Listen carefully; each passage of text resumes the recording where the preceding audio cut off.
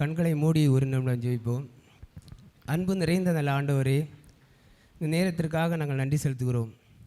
ஆண்டவர் கல்வாரி சிலுவையிலே எங்களுக்காக மரித்து, ஆண்டவரே மரிக்க போகிற தருவாயிலே சிலுவையிலே தொங்கிக் கொண்டு வார்த்தைகளை எங்களுக்காக பேசி கொண்டிருக்கிறீர். இந்த இரண்டாவது வார்த்தையை பேச ஆண்டவர் அழைத்த கிருபைக்காக நன்றி செலுத்துகிறேன். ஆண்டவர் எங்களுக்கு பலனை கொடுத்து வார்த்தைகளோடு பேச முடியாது ஜெபிக்கிறோம். துதிகன மைமேல அம்மக்கே செலுத்துகிறோம். ரட்சகர் இயேசு மூலம் நல்ல பிதாவே, ஆமென். இந்த நாளிலே கல்வாரி சிலுவையிலே ஆண்டவர் நமக்காக தொங்கிக் கொண்டிருக்கிறார். ஆண்டி சொன்னது போல் எல்லாமே முடிஞ்சிச்சு. சரீரம் பிக்கப்பட்டு இரத்த வேர்வையோடு அவர் சரீரத்திலே பலனே இல்லாமல் அவர் தொங்கிக் கொண்டு இந்த வார்த்தைகளை பேசி கொண்டிருக்கிறார். நாளில் எனக்கு கொடுக்கப்பட்ட வார்த்தை, இன்றைக்கு நீ என்னோடு கூட பரதேசிலே இருப்பாய். லூக்கா 23ஆம் அதிகாரம் 45ஆம் வசனம். இன்றைக்கு நீ என்னோடு கூட பரதேசில் இருப்பாய். இங்கே மத்தேயு மார்க் 2 பேரும் இவர்களை கள்ளன் என்று சொல்கிறார்கள், கள்வர்கள் என்று சொல்கிறார். ஆனால் லூக்கா மட்டும் குற்றவாளி என்று சொல்கிறார். கள்ளர்களுக்கும் குற்றவாளிக்கும் வித்தியாசம் இருக்குது.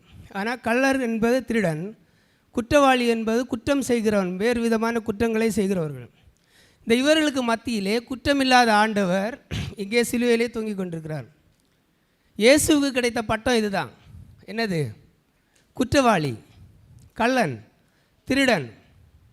ஆனால் அங்கே எல்லாருமே அங்கே பார்த்து எல்லா மக்களும் அங்கே இருக்கிறார்கள், பலவிதமான மக்கள் அங்கே இருக்கிறார்கள். ஆனாலும் ஆண்டவர் குற்றவாளி போல நமக்காக தொங்கிக் கொண்டிருக்கிறார்.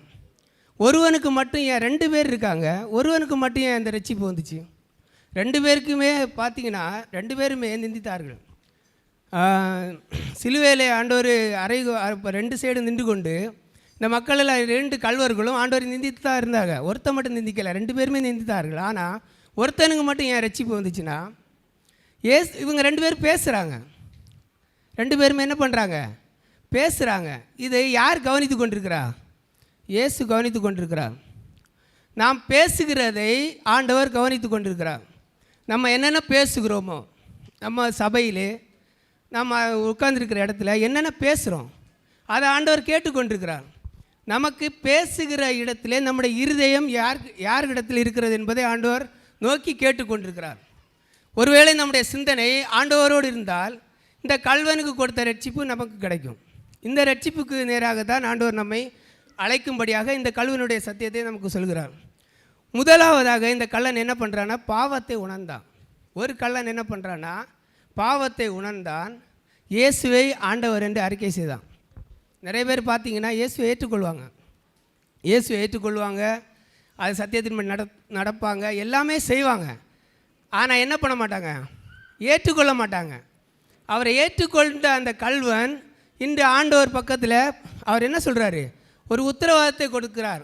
நீ இன்றைக்கு என்னோடு கூட பரதேசில் இருப்பாய். எவ்வளோ பெரிய பாக்கியம் பாருங்கள். 10 வருஷமாக நீங்கள் ப்ரேயர் பண்ணால் கூட கிடைக்காத ஒரு பாக்கியம் இயேசுவின் அருகிலே அமர்கிறது. உங்களுக்கு நமக்கு பரலோகம் இருக்குது, ஆனால் இயேசு கிட்டே இருக்கணும்னா என்ன? இது நிறைய பேருக்கு நிறைய இடம் இருக்குது. ஆனால் இயேசுவோடு கூட அமருகிற ஒரு பாக்கியம் யாருக்கு இருக்குது? இந்த கள்வனுக்கு.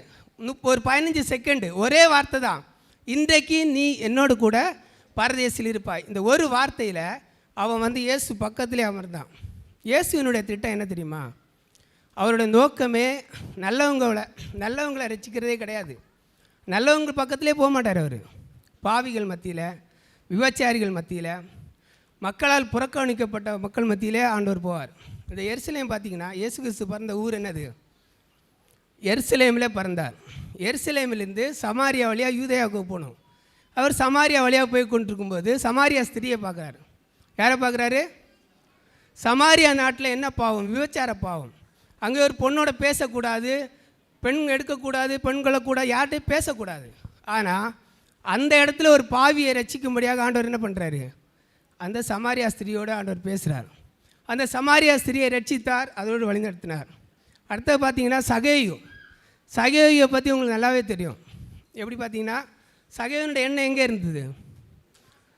சகேயு பார்த்தீங்கன்னா அவன் ஆண்டவருடைய அவன் பார்க்கணும், அவர் ஆசை. நிறைய பேர் அங்கே இருந்தாங்க.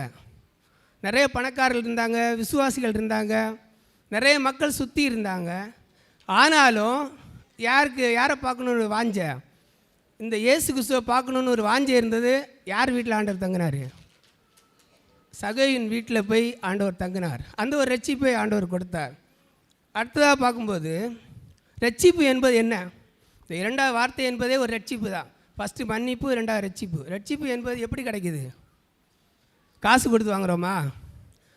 ரோமர் 3:24 வாசிங்க. ரோமர் 3:24.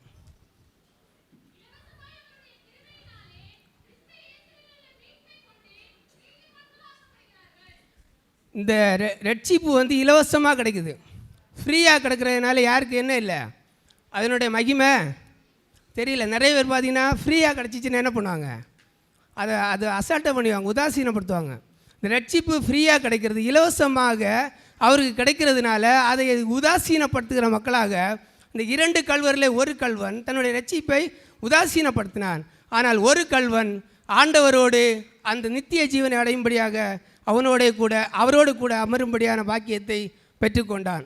அந்த யோவான் 3:16-17 வாசிங்கள். 16 யோவான் 3:16.